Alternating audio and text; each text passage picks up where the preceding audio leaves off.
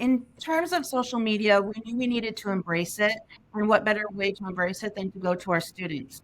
So we have some social influencers within our students who we go to with any events, and they post on their social media for all their peers to know. If there's something coming up and we're going to change the schedule, they post it for us. And so it's really been an avenue to get the message out for students because they'll listen to each other when they don't want to listen to their school or adults. And so we've kind of turned it on its head and we use it in a positive way to get our messages out through our student social influencers. You're listening to the smartsocial.com podcast. I'm your host, Josh Ochs. This is our District Talk segment where we interview district leaders to learn how they're keeping students safe on social media so those students can someday shine online. Now, let's get back to the interview. Hi, I'm Dr. Jocelyn McDonald, Director of Digital Learning in Bastrop ISD, located in Bastrop, Texas, a small town that sits right outside of Austin, the capital of Texas, and we serve nearly 13,000 students across 17 schools. Hi, I'm Dr. Wendy Birhanzel, proud superintendent of Harrison School District 2 in Colorado Springs, Colorado. We serve 13,000 students across 22 schools. Hi, I'm Lori Villanueva, Superintendent of Caolinga-Huron Unified School District. We are in rural Fresno County, California, and we have 4,500 students, over 10 schools, 2 cities, and 3 counties. How has the prevalence of technology in the classroom impacted student learning and engagement? Technology has made major strides, especially since COVID. And one of the things it definitely has done for us is enhance access to information. It allows us to personalize instruction and learning for our students. We are able to leverage interactive learning tools to help support our learners. We're able to create more collaborative learning opportunities, increase student engagement. We're able to really enhance our opportunities to leverage immediate feedback and assessments to better personalize the needs of our students. And one of my things that I think is one of my favorite things as a parent and as an educator is that we're able to leverage accessibility and inclusivity for resources for students who may have needs. Technology is really what's happening in the classroom, and so you really need to embrace it. We've found that students are naturally engaged with technology. So the more we can use it, the increased engagement in the classroom happens. So whether that's a virtual field trip, a VR where they're experiencing parts of the world they'll never experience, or just doing a paper that they're not going to write, they're going to type. And so really, educational technology has changed the way we teach, and more importantly, the way students learn. I think that the prevalence of technology in the classroom has 2 sides to it. I think it's been excellent for students in being able to provide them multiple resources and different ways for them to learn, expand their learning, expand the information that's available to them. And we also struggle with some of the problems of a negative side of technology, which is students that have screen addiction or they're using technology in a pretty bad way that's harming themselves or others. How can school districts deal with social media issues that may originate on a social media app, but then might create a big problem on campus or for the district, whether it's that same day or Monday morning when we're back on campus? Well, I think it's really important to be proactive and have a comprehensive approach from the school district lens. I think one of the other things is also having clear social media policies in place to ensure that our campus leaders and our campus teachers are following through those. And one of those things is really kind of combating through digital citizenship.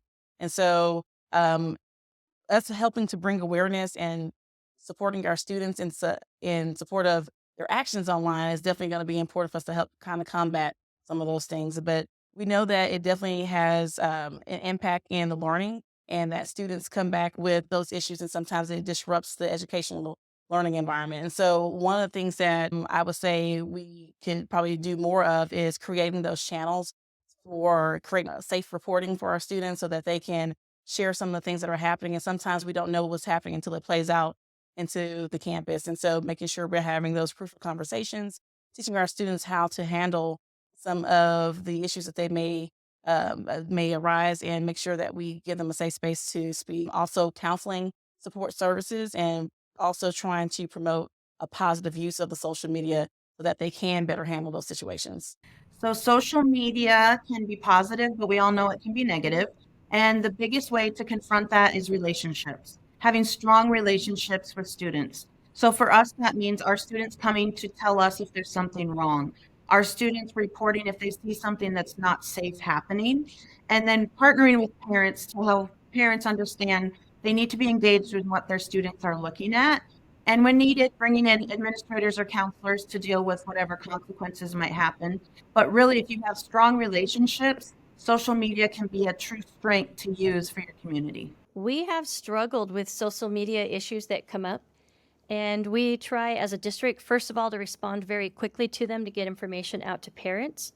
And an example of that is when people post things online and they're nebulous. There's a SWAT team at the high school, for example, and it has a C in the name, kind of blurry, so everybody assumes that it's our high school, Caolinga High School.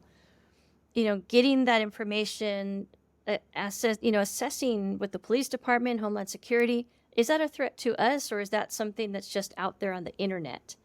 And then, responding to parents as quickly as possible by using our communication networks to let them know, look, we checked with all of these entities. This is not about us. We don't have any active police actions going on right now.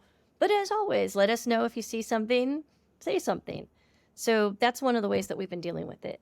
Can you provide some examples of maybe how some students have used their social media accounts in a positive and a productive manner that may have benefited themselves or their community? One thing that we did intentionally with our students this past year is we had a STEAM festival. And so it's another way we're trying to promote technology and science, technology, engineering, and math. And so we did a social media challenge just to help with supporting modeling those best use of social media practices. And one thing we wanted to do, because our theme was on the sustainable development goals, was to create a positive campaign around that. And so we've had students from elementary to high school participate that. We did like an Adobe challenge. We're also trying to leverage some of the digital tools to help support them in their design and creativity to create those messages. Other things that we've done in our district is we have this rivalry thing that goes across towns, like the Crosstown Showdown, and we allow our students to take over our social media for a day, and they get to plan out, and our communications teams work with them directly to help support them in planning the Crosstown Showdown. And then we also have students who are participating in our Youth Advisory Council within the city of Bastrop. They use their social media accounts to help gather input for their peers about city issues that may impact youth as well. In terms of social media, we knew we needed to embrace it, and what better way to embrace it than to go to our students. So we have some social influencers within our students who we go to with any events, and they post on their social media for all their peers to know. If there's something coming up and we're going to change the schedule, they post it for us. And so it's really been an avenue to get the message out for students, because they'll listen to each other when they don't want to listen to their school or adults. And so we've kind of turned it on its head, and we use it in a positive way to get our messages out through our student social influencers. So I have two quick examples to tell you about. First one is at our high school. We actually have an In the News program where kids give all the news at the high school. They put it out on YouTube and different social media formats, and the community can then see what's going on at our high school and interact with what the kids are doing. And something that just recently is going on is we had our FFA students out at our farm using Twitch to help track the eggs that we had hatching. So you could log into Twitch and just watch the eggs. You could watch the babies hatch, and you could see the kids kind of live in class, while this was all happening. But it kept everybody informed of how the baby chicks were doing, and it was just fun to log in every day. And I like when people in the community and parents and students get to see the good things going on. In the age of one-to-one, how are you preparing students for positive technology use in the classroom? It's really interesting that question came up, because we're actually going to be officially implementing a one-to-one initiative moving into the next school year. And one of the things that's really important is building that culture to help support that. And so digital citizenship education is definitely a part of that process. And so we've already started the work, of course, in previous years with providing the education that we do from pre-K all the way to 12th grade. And so continuing to build media literacy skills of our students, doing that positive modeling of best practices with use of social media. And then another thing that we started on a smaller scale this past year was partnering with our campus leaders to do parent workshops and really educating them on the use of social media and access to resources and their devices. And then in addition to that, I think having classroom guidelines and agreements and having those systems in place and reinforcing those within the classroom is another layer of how we support our students for having a positive technology use. To ensure positive technology use for our students, it's two-prong approach. The first thing is we need to train our students. So digital citizenship, what to do safe on the internet, what's not safe on the internet. And that includes modeling. What do we search? How do we use AI? And then we have a second tier with our staff monitoring. So we have staff technology where they can see what's on each student's screen in the classroom, and they can monitor what students are looking at, and if they're on the right web page or if they're doing their own search. And so the students know what we're going to hold them accountable for, and the teachers have a tool to hold them accountable, which creates a positive experience with the technology for students. We are preparing students, with their one-to-one devices, and we've been one-to-one for about 10 years now, is a real emphasis on digital citizenship and making sure that they know how to properly use their devices. But I'll say our bigger struggle now, since we've been doing it for a while, is informing parents of how to help manage those things at home. So we try to run parent classes where we teach them about the internet, teach them about their child's devices. And, kids know a lot more about technology than some of their parents. And just alerting parents to things that are out there, that's kind of been more of our focus, is letting them know, like, we're sending your children home with these expensive devices and these are the things they can do. So please help us watch. Please look at the screen. Please see what they're doing. And if you have questions or concerns, let us know. But we also have a program where parents can go in and register, and they can get a weekly or daily report of their child's internet activity through our device. So we're trying to encourage parents to do that and be aware of what their children are doing. Thanks for listening to our smartsocial.com podcast. I'm your host, Josh Ochs. This was our District Talk segment where we interview school district leaders to learn how they're keeping students safe on social media so those students can someday launch into their future by shining online.